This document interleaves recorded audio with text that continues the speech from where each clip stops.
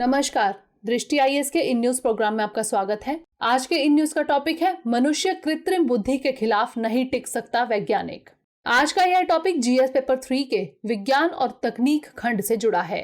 तो चलिए देख लेते हैं डायमेंशंस जिन पे हम आज की चर्चा करेंगे। सबसे पहले खबर पर नजर डालेंगे। आर्टिफिशियल इंटेलिजेंस क्या है यह जानेंगे। कोविड-19 और आर्टिफिशियल इंटेलिजेंस के बारे में जानेंगे। भारत और आर्टिफिशियल इंटेलिजेंस, इसके प्रभाव, आगे की राह और अंत में रहेगा आपके लिए प्रश्न।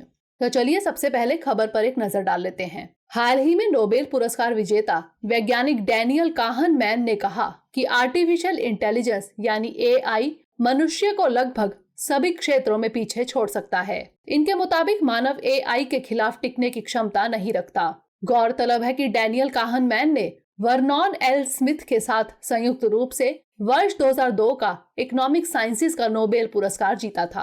अब जान लेते हैं कि आर्टिफिशियल इंटेलिजेंस यानी एआई क्या है। विभिन्न परिस्थितियों में बेहतर ढंग से सोच समझकर कार्य करने की क्षमता एक मशीन को देना या कृत्रिम तरीके से विकसित बौद्धिक क्षमता आर्टिफिशियल इंटेलिजेंस कहलाती है। आसान शब्दों में समझे तो आर्टिफिशियल इंटेलिजेंस एक मशीन में सोचने, समझने और निर्णय लेने की क्षमता का विकास करना है। इसके जरिए कंप्यूटर सिस्टम या रोबोटिक सिस्टम तैयार किया जाता है जिसे उन्हीं तर्कों के आधार पर चलाने का प्रयास किया जाता है जिसके आधार पर मानव मस्तिष्क काम करता है।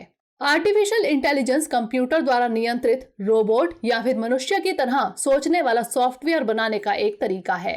काहनमैन के अनुसार यह निश्चित रूप से सच है कि प्रौद्योगिकी की मानव जीवन में महत्वपूर्ण भूमिका है। तकनीकी ने सभी क्षेत्रों जैसे यात्रा से लेकर ज्ञान संचय आदि तक मानव जीवन को आसान बनाने में जबरदस्त भूमिका निभाई है। आर्टिफिशियल इंटेलिजेंस के पास एक गुण है जो मनुष्य में नहीं है, यह आर्टिफिशियल है।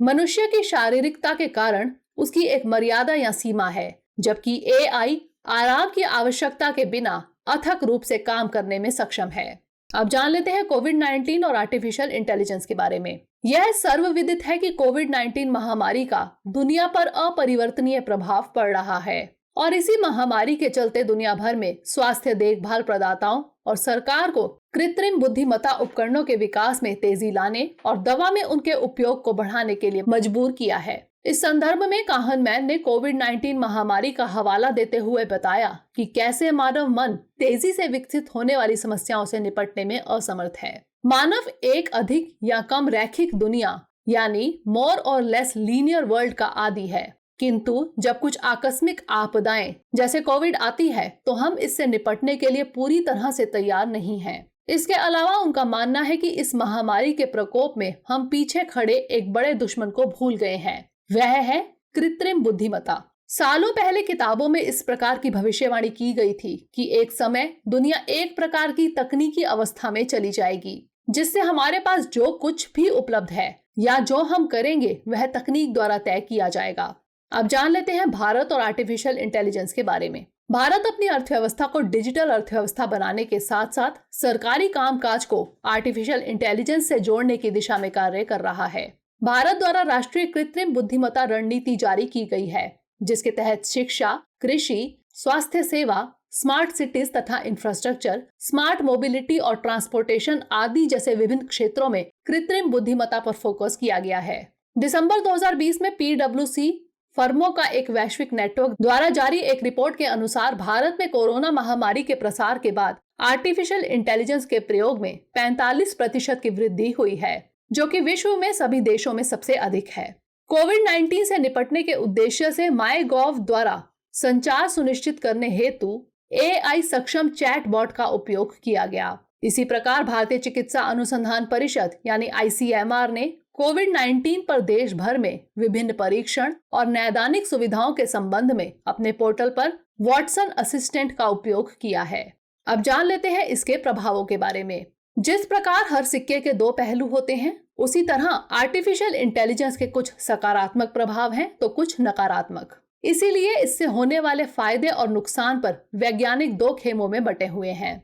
जान लेते हैं इसके सकारात्मक प्रभाव कौन से हैं। मशीनों का प्रयोग जटिल तथा दुरूह कामों को करने के लिए किया जाता है और यह सर्वविदित है कि मनुष्य की तुलना में मशीनों की सहायता से काम जल्दी पूरा किया जा सकता है। इसके इस्तेमाल से संचार, स्वास्थ्य, रक्षा, आपदा प्रबंधन और कृषि आदि क्षेत्रों में बड़ा बदलाव लाया जा सकता है।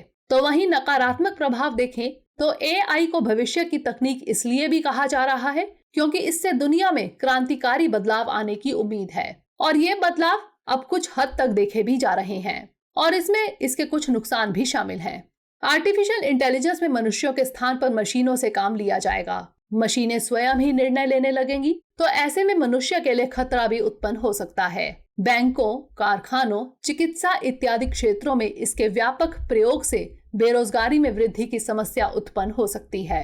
इसके अलावा आर्टिफिशियल इंटेलिजेंस पर आश्रित हो जाने पर मनुष्य की रचनात्मक शक्ति खोने की समस्या भी सामने आ सकती है। ऐसे में जान लेते हैं कि आगे की राह या फिर निष्कर्ष क्या होना चाहिए। वर्तमान समय में यकीनन आर्टिफिशियल इंटेलिजेंस आर्थिक विकास और सामाजिक प्रगति के क्षेत्र में महत्वपूर्ण भूमिका निभाने वाला एक प्रमुख साधन होता जा रहा है और निभा भी रहा है। लेकिन इसके सकारात्मक व नकारात्मक दोनों पहलुओं को देखते हुए आज के समय में आर्टिफिशियल इंटेलिजेंस वैज्ञानिकों के लिए बहुत बड़ा मुद्दा बना हुआ है, जिसको लेकर निरंतर शोध हो रहे हैं। इसके अत्यधिक इस्तेमाल से प्रश्न उठता है कि यदि मनुष्य अपने से बेहतर सोच वाली मशीन बना लेगा तो मनुष्य के अस्तित्व के लिए ही सबसे बड़ा खतरा उत्पन्न हो जाएगा। वैज्ञानिक काहन मैन का भी मानना है कि मनुष्य आर्टिफिशियल इंटेलिजेंस का मुकाबला नहीं कर सकता।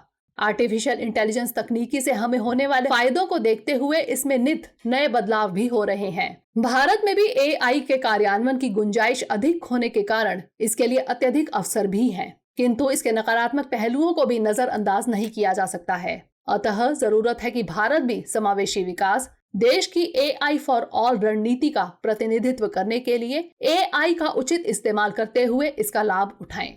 अब नोट कर लेते हैं आज का प्रश्न। कृत्रिम बुद्धिमत्ता के सकारात्मक और नकारात्मक पक्षों को समझाइए। साथ ही वर्तमान समय में कृत्रिम बुद्धिमत्ता के महत्व परीक्षण कीजिए। तो ये था हमारा आज का सेशन।